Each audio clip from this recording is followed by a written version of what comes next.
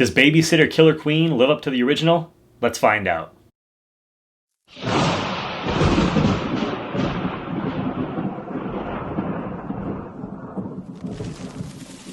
So the Babysitter Killer Queen takes place a few years after the events of the first film.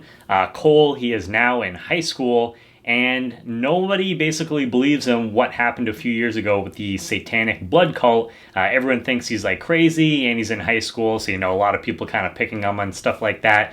He dresses a little odd too, so that probably doesn't really help.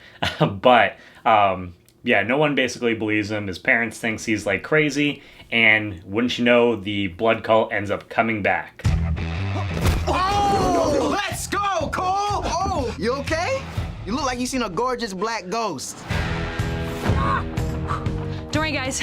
I'm good. Where's Sonia? Getting cookies. I watched you all die! We are dead. Duh. So not going to get into a whole lot of spoilers, especially for those people who do want to, watch this film. So this is going to be spoiler free for you guys. So with the Babysitter, Killer Queen, or the Babysitter 2, the first film I think was definitely something that it caught a lot of people by surprise. No one was really expecting this movie to be as much fun as it was. I didn't see it at first, but I kept just hearing like really good things about it. So I finally checked it out. And I was like, wow, this was a really, fun time. It was a movie that knew what it was, didn't try to be anything else. And, it was a fun little horror gem that ended up coming out on Netflix. So I was actually really excited when I heard that they were going to be doing a sequel to the movie.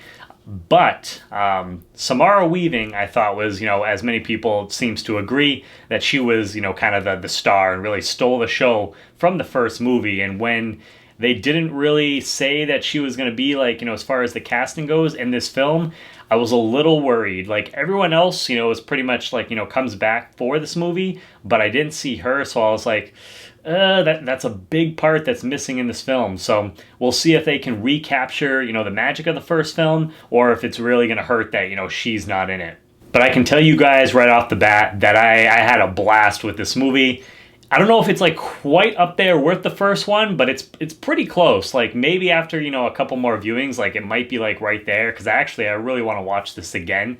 But the first thing I want to say is that the chemistry with all the characters is back. It's on point, especially with the blood cult and Cole. I thought their chemistry was great. Some of the lines that they had back and forth with each other was hilarious. Especially Robbie Amell. If you know him, if you've seen any of like the CWDC shows, he was Firestorm on The Flash / Legends of Tomorrow. I was like trying to think of the name there for a second. But yeah, so I was familiar with his work before, and I think they're all the characters are pretty funny, but I think he definitely stands out as far as just like his relationship with Cole, because even though he's like trying to kill him, he almost acts as like a big brother to him as well, which is kind of funny. So their back and forth is hilarious. But yeah, the rest of the characters too, they all have their moments that really sticks out. And so the chemistry was great. That was something I was like, man, can they really recapture that magic from the first film? And I think they did as far as, that stuff goes. And honestly, I think even there's a few like new characters that come into the movie as well. I think all of them fit perfectly in this universe.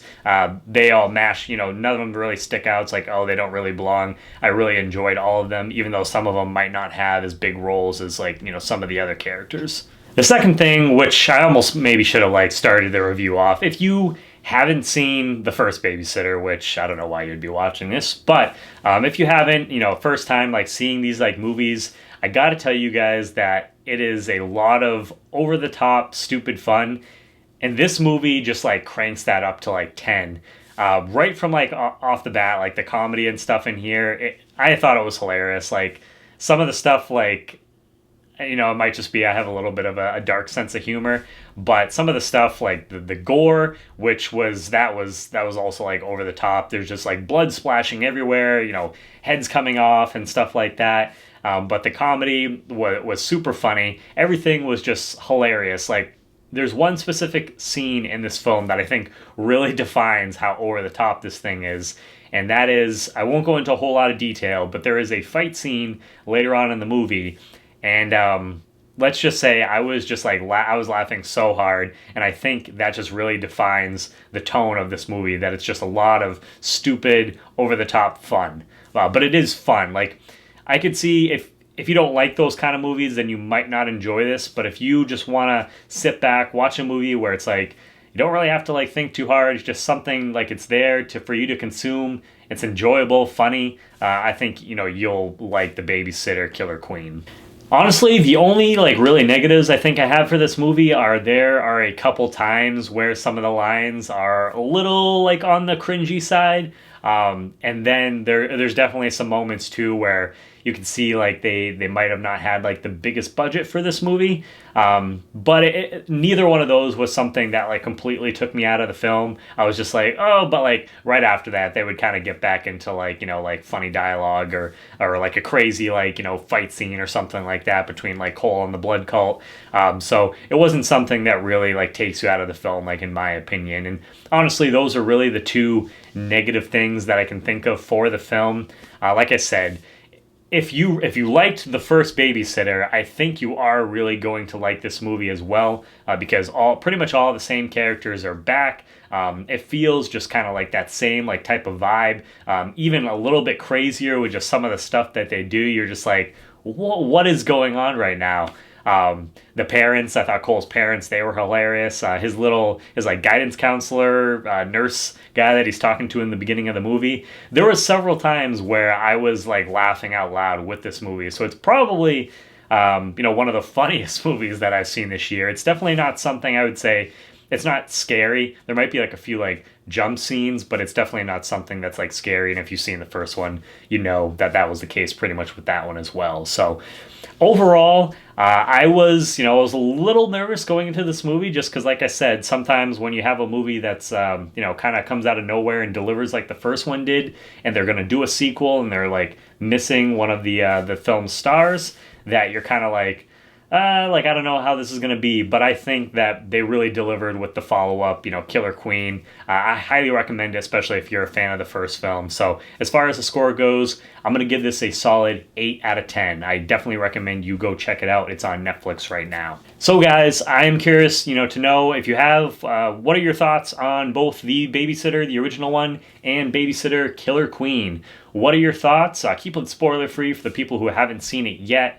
And make sure to keep an eye out. We're like in the middle of like September now, so I've kind of started doing a few like Halloween like horror based like videos. Definitely planning to do a lot more of those with October and stuff coming up. I'm actually excited because I'm going to try and do a video for you guys. I'm going to be going up to Bangor, Maine in October around like my birthday weekend, and I'm going to be doing like a Stephen King tour. So I'm going to try and do some like video for you guys with all the footage that I have from up there. So I can't wait to do that. So if you guys are new to the channel, please make sure to hit that subscribe button as well as the bell button next to it, just so that way you get notifications for all my new videos. Like I said, I'm going to be having a lot of new stuff coming out, so definitely make sure you do that so that way you see those new videos coming out.